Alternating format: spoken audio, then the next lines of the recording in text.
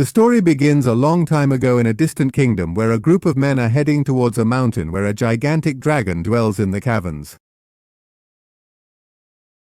Their only goal is to end this beast. However, upon entering the nest, all men are incinerated within seconds by the dragon's fiery breath. The only one left alive is the king, who has no choice but to drop his sword and kneel before the creature, expecting the worst. Without knowing what happens to this man, several centuries pass. Here we meet Elodie and her sister Floria, who are collecting firewood for their village. They realize that an imposing carriage is arriving, so they run to see who it belongs to. Elodie and her sister are princesses, both daughters of King Befor. They both live in a kingdom that is in crisis as it doesn't have enough food or money. Moreover, the extreme cold weather in the region is causing the inhabitants to migrate elsewhere. Upon getting home, Elodie finds out that a certain queen of Auria has suggested that she marry her son. It's a great opportunity for them, since that prince is very wealthy and it's something that would greatly help them. Her father believes it is absolutely necessary for Elodie to get married because otherwise their people won't survive the harsh winter. The princess is taken aback since she didn't want to marry a stranger. But knowing that her people need her, she has no other option. So the family sets off in hopes to accept the proposal. Just when they were about to arrive at the kingdom of Auria, they first have to pass through a dense fog and a couple of dragon statues. This makes them a bit nervous, but those statues are just the entrance to the kingdom. The family finally arrives at their destination. Elodie and Floria's stepmother are dazzled by the majesty of the kingdom and the imposing castle, which is located right on the edge of the mountain where initially we saw a dragon lived. The family settles into their rooms because it's only the first thing in the morning that they will meet the royal family of Auria. As Elodie takes in the scenery, she notices there's another young woman her age in another tower. When they look at each other, they only manage to smile. At night, Elodie comes out onto her balcony again and sees a strange firelight at the top of the mountain. Apparently there are people there. At this time, Elodie meets the royal family and her future husband, Prince Henry, who doesn't look happy at all.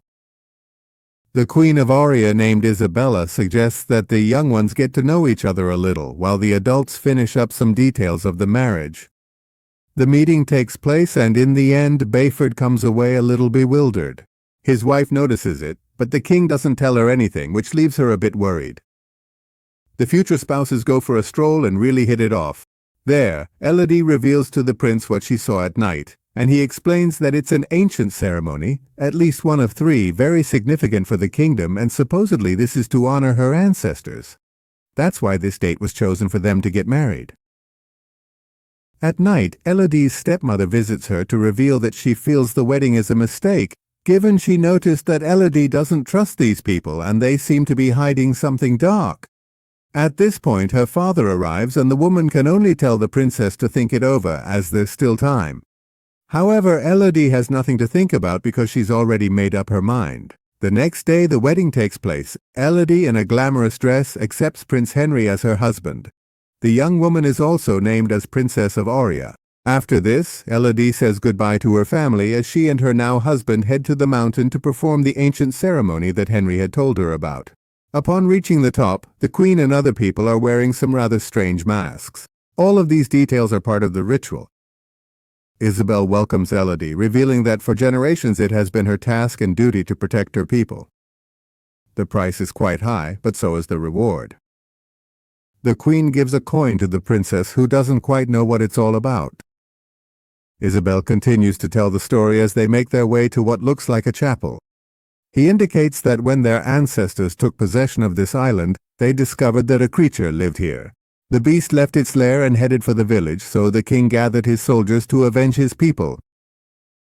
However, all the men were killed except the king, who was to have a different fate. For the beast wanted the king's 3 daughters as an offering so that the island could be shared. The king loved his daughters, but he had no choice, and gave them to the beast. After this, the kingdom flourished, and that is why now in every generation they commemorate this sacrifice. Isabel takes out a dagger and cuts off her son's hand.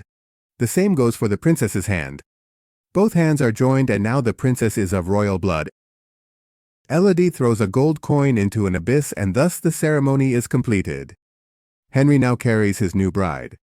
and before he finishes crossing the bridge, he asks Elodie for forgiveness and throws her into the abyss. She falls several meters through the hole and the branches cushion her fall. From the depths, the princess calls for help, but no one pays her any attention. She only wakes the beast of the place.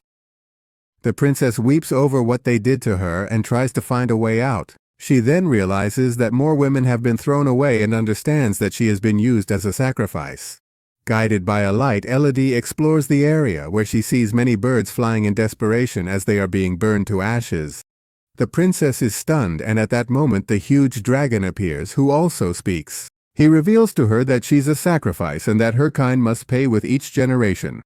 He also tells her that Elodie smells like royalty, which makes her realize why they cut her hand. The dragon breathes fire and Elodie scrambles through the caverns to find shelter. On her escape, she bumps into the young woman she saw the previous night, but she's lifeless. The princess is hit by the fire, partially burning her dress, but she manages to put it out. Luckily, she finds a hiding spot and the dragon merely comments that the last one didn't last too long. Elodie, her leg burned by the flames, rips part of her dress to bandage her wound. Still not fully recovered, she decides to look for an exit. Our protagonist uses a necklace that illuminates her path. On her way, she accidentally falls into a small hole, leaving her unconscious for a moment. Upon waking, he continues his journey and manages to spot an area of rocks flashing lights in the distance, but unfortunately, to get there, he has to cross an abyss. The girl, after discarding her wedding ring, doesn't hesitate and jumps towards the lights. Just when it seemed he wouldn't achieve his goal, he uses a dagger to finally get to safety. Using one of the sleeves of her dress, she gathers up the luminescent caterpillars on the rocks and creates a lamp. Unable to bear her thirst, she starts to sip small droplets that fall from the ice. To her bad luck, the dragon suddenly appears and spews its fiery lava again, causing our protagonist to take flight. Elodie takes shelter in a cave with her makeshift lamp. There, she finds that more girls than she thought were victims of the kingdom. Some of their names and garments still remain in the place. Overwhelmed and tired, she takes a nap. Awakening, he realizes that the caterpillars have healed his wounds, for apparently these little creatures are magical. Elodie finds a map drawn on the rocks, which guides her to an exit, as it was created by generations of girls who passed through there. Without a second thought, he decides to follow the instructions and manages to reach the area where he can see the sun. As not everything can be easy, he has to cross a pathway of diamond spikes to reach the summit. With pieces of her dress, she covers part of her foot and begins to climb using a crown for support. The hungry dragon eagerly awaits for its prey to fall. For a moment, Elodie was about to become its snack, but she manages to hold on tight and makes it to the top. Unfortunately, it's not the exit she so desperately wanted. The dragon approaches her, and just as it was about to incinerate her like one of the other girls who also made it to that point, Elodie's father's screams save her and draw the creature's attention. Inside the cave, we see Elodie's father descending with his men who are shouting out the name of our protagonist. The girl decides to return because she knows they've come for her. On her way, she comes across the remains of 3 dead baby dragons. There it's revealed that the story she was told was a lie, as the dragon never attacked the village. She was actually a victim of the king who killed her 3 newborn children. And to spare his life, he made a deal with the king that every so often 3 royal daughters would be given as an offering. Elodie's father is attacked by the dragon, who ends up killing the men he brought. She asks the king to call Elodie as she can smell her hidden. Elodie's father refuses to do this because he knows it will send her to a better life, so he chooses to apologize for being wrong and asks her to run away. The dragon, furious at being ignored, digs her claws into him. The animal, seeing someone nearby, goes to meet him, thinking it's Elodie, but it's only one of the men who came with the king. Elodie bids farewell to her father and flees down the rope he lowered.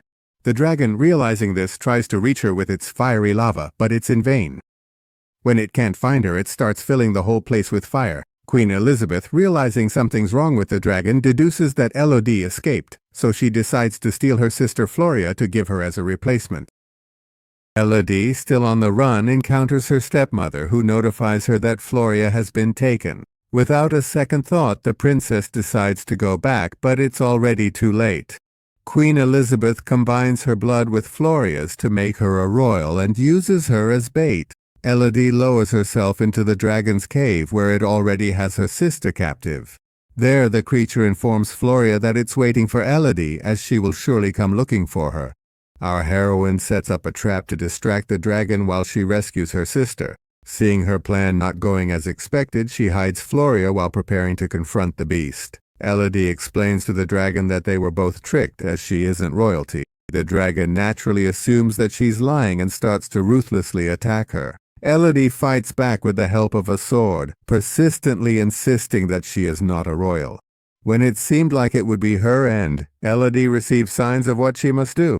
Our protagonist sets a trap and makes the dragon injure herself with her own fire.